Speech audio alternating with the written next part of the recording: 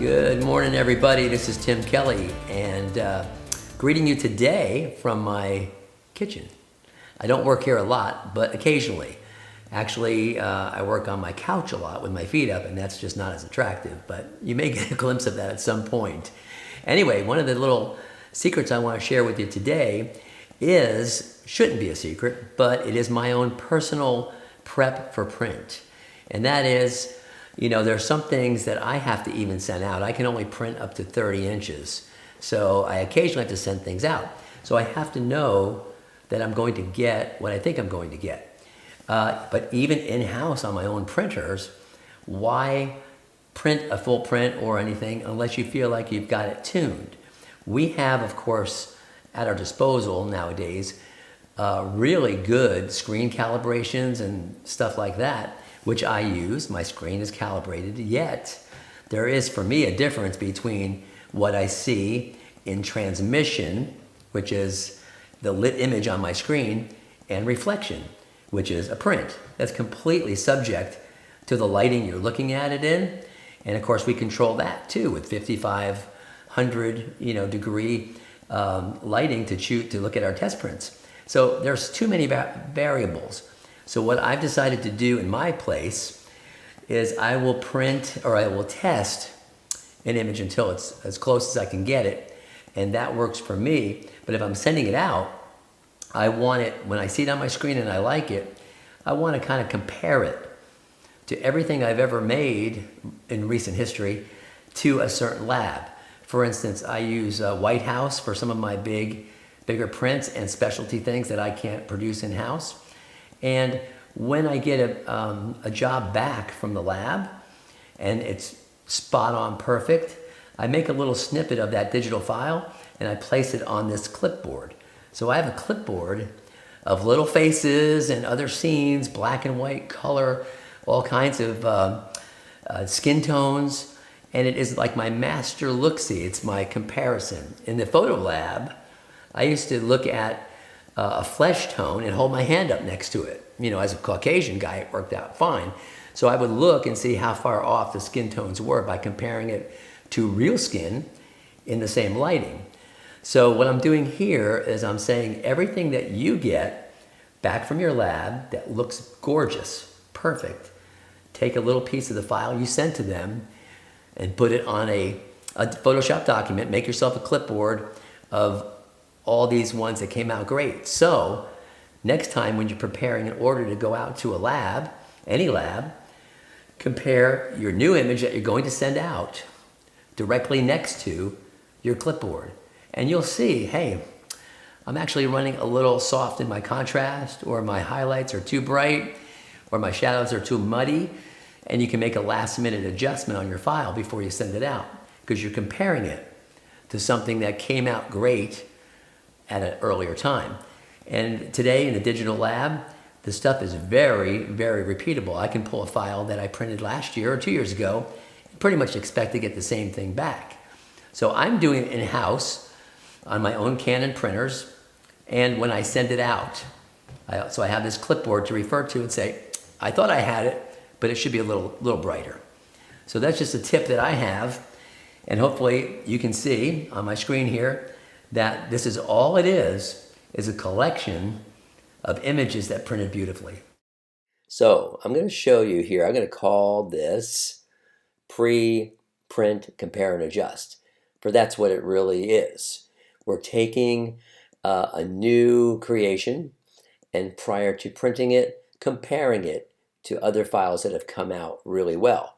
This is, bring it over here, the clipboard we actually use. One half of it right here is for our own Canon printers, and what we put on here is snippets of images that, in our opinion, printed dead on perfect. We couldn't change 1 cc of it. So that is what we look at when we're going to, we bring a new piece next to it and compare and say, well, are we too contrasty? Or are highlights blown out? Is there enough black detail? And this is the one we've made for our outside lab, which happens to be White House. These are items that have all been sent to White House and have come back spot on. So what we do is we just bring our new piece next to it.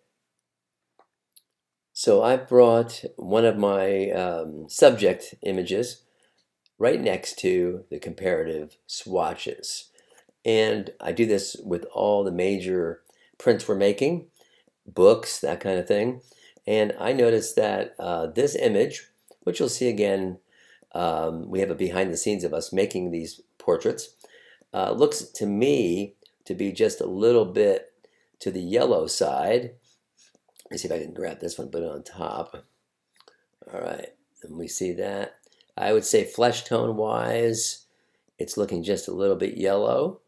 I think the luminance is good, the white and the black, pretty good. So I'm going to say all I need is a quick color balance on this thing, and maybe I'll just add a little blue, get some of that yellow out, and a magenta blue here, and kind of make it a better match for what I've seen here.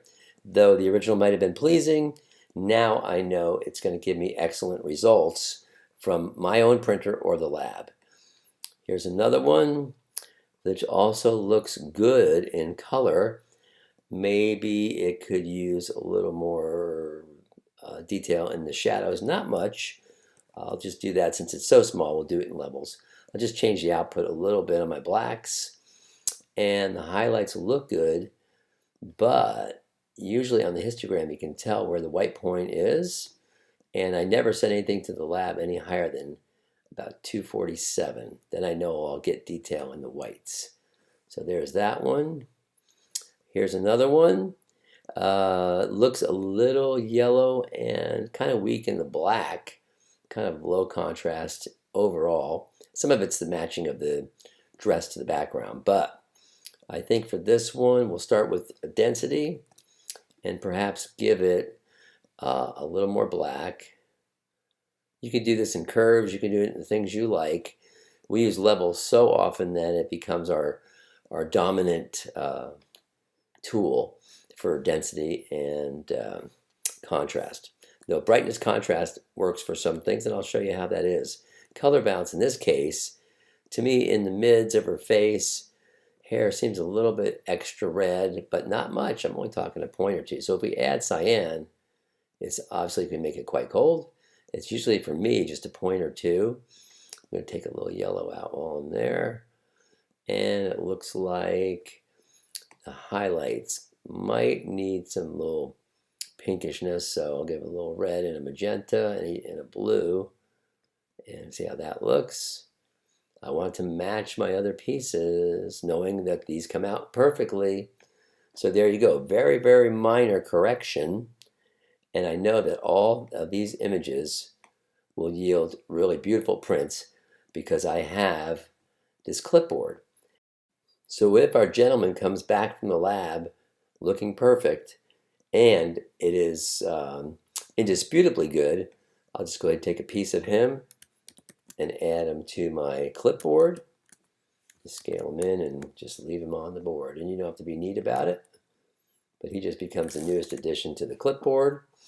And I can save that, and every time we're ready to send something off to a lab or to our printer, we will compare it to this.